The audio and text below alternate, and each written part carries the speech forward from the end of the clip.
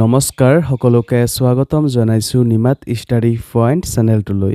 আজি আমি এই ভিডিঅ'টোৰ মাধ্যমেৰে BA second semester education unit 3 স্মৃতি মনোযোগ আৰু আগ্ৰহ শীৰ্ষক পাঠৰ সকলোবোৰ মোষ্ট ইম্পৰ্টেণ্ট অতি চমু প্ৰশ্ন উত্তৰ আলোচনা কৰিম। আজিৰ এই ভিডিঅ'টোত আমি যিবোৰ প্ৰশ্ন উত্তৰ আলোচনা কৰিম এইবোৰ প্ৰশ্ন উত্তৰ তোমালোকৰ এক্সামত প্ৰায় আহি থাকে।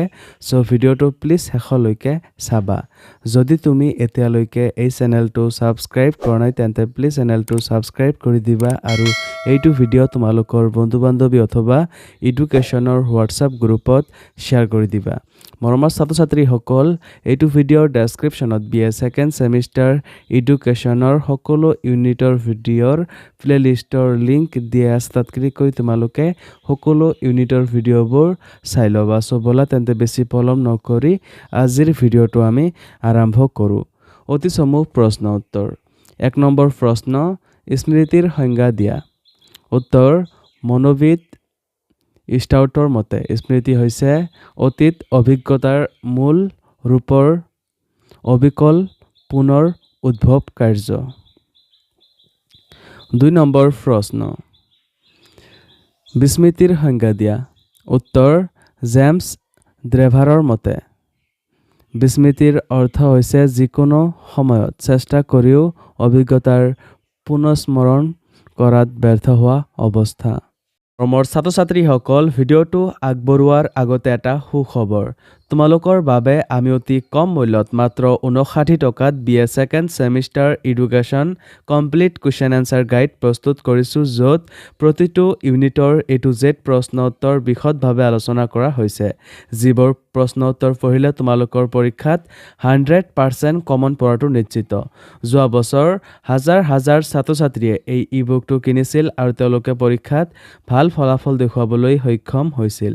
তোমালোকেও যদি মাত্ৰ 59 টকাত এই ই-বুকটো পাৰচেছ কৰিব বিচৰা তেন্তে এইটো ভিডিঅ'ৰ ডেছক্ৰিপশ্যন বা পিন কমেণ্টত দিয়া লিংকত ক্লিক কৰি ই-বুকটো ডাইৰেক্ট ডাউনলোড কৰি লৈ লোৱা অথবা স্ক্ৰীণত দিয়া হোৱাটছআপ নাম্বাৰত আমাৰ টীমৰ লগত কণ্টেক্ট কৰি নিশ্চিন্ত মনে ই-বুকটো পাৰচেছ কৰি লৈ লোৱা। ধন্যবাদ। 3 নম্বৰ প্ৰশ্ন, স্মৰণ আৰু প্ৰত্যাভিজ্ঞাৰ মাজৰ দুটা পাৰ্থক্য উল্লেখ কৰা। উত্তৰ, স্মৰণ আৰু প্ৰত্যাভিজ্ঞাৰ মাজৰ দুটা পাৰ্থক্য হ'ল ক, স্মৰণ প্ৰক্ৰিয়া এবিধ জটিল মানসিক কাৰ্য, আনহাতে প্ৰত্যাভিজ্ঞা এবিধ সহজ মানসিক কাৰ্য। খ, স্মৰণ হ'ল প্ৰতিৰূপ সংৰক্ষণ ব্যৱস্থা, আনহাতে প্ৰত্যাভিজ্ঞা হ'ল প্ৰতিৰূপ বাছা ব্যৱস্থা। 4 নম্বৰ প্ৰশ্ন, মনোযোগ কেই প্ৰকাৰৰ আৰু কি কি? উত্তৰ, মনোযোগ 2 প্ৰকাৰৰ, ঐচ্ছিক বা ইচ্ছাকৃত মনোযোগ আৰু অনৈচ্ছিক বা অনিচ্ছাকৃত মনোযোগ।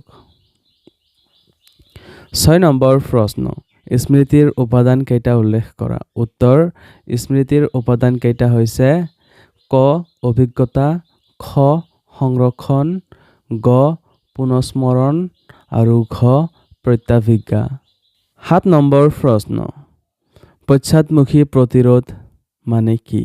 উত্তৰ, কোনো কথা বা বিষয় শিকাৰ পিছত সময়ৰ ব্যৱধান নৰখাকৈ আন এটা শুনা বা বিষয় শিকিলে প্ৰথম শিকাটোৰে দ্বিতীয়টো বিষয় শিকোঁতে বাধাৰ সৃষ্টি কৰে তাকে পশ্চাদমুখী প্ৰতিৰোধ বোলে। 8 নম্বৰ প্ৰশ্ন, মনোযোগক কিয় মনৰ এক নিৰ্বাচনধৰ্মী প্ৰক্ৰিয়া বুলি কোৱা হয়? উত্তৰ, মনোযোগক নিৰ্বাচনধৰ্মী প্ৰক্ৰিয়া বুলি এই কাৰণেই কোৱা হয় যে পৰিৱেশ পুনৰ থকা সকলো উপাদানৰ প্ৰতি আমি আমাৰ সচেতনতা প্ৰকাশ নকৰোঁ। সকলোকে উপাদানৰ মাজৰ পৰা আমি এটা উপাদান নিৰ্বাচন কৰি লওঁ আৰু মনোযোগ দিওঁ, সেয়েহে মনোযোগক নিৰ্বাচনী প্ৰক্ৰিয়া বুলি কোৱা হয়।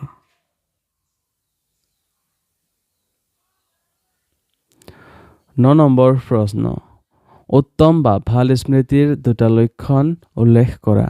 উত্তৰ, উত্তম বা ভাল স্মৃতিৰ দুটা লক্ষণ হ'ল ক, দীৰ্ঘ সংৰক্ষণ ক্ষমতা, খ, দ্ৰুত বা সহজভাৱে শিক্ষা গ্ৰহণ কৰাৰ ক্ষমতা। 10 নম্বৰ প্ৰশ্ন, স্মৃতি বিস্মৃতিৰ বিষয়ে গৱেষণা কৰা প্ৰথম গৱেষকজনৰ নাম কি? উত্তৰ, স্মৃতি বিস্মৃতিৰ বিষয়ে গৱেষণা কৰা প্ৰথম গৱেষকজনৰ নাম হ'ল এবিংহাছ। 11 নম্বৰ প্ৰশ্ন, মনোবিজ্ঞানী বাৰ্গছনৰ মতে স্মৃতিৰ ভাগ দুটা কি কি? উত্তৰ, মনোবিজ্ঞানী বাৰ্গছনৰ মতে স্মৃতিৰ ভাগ দুটা হ'ল ক প্ৰতিৰূপ স্মৃতি আৰু খ অভ্যাস স্মৃতি। 12 নম্বৰ প্ৰশ্ন, বিস্মৃতিৰ দুটা শাৰীৰিক কাৰণ লিখা। উত্তৰ, বিস্মৃতিৰ দুটা শাৰীৰিক কাৰণ হ'ল ক মগজুৰ আঘাত আৰু খ বৃদ্ধাৱস্থা।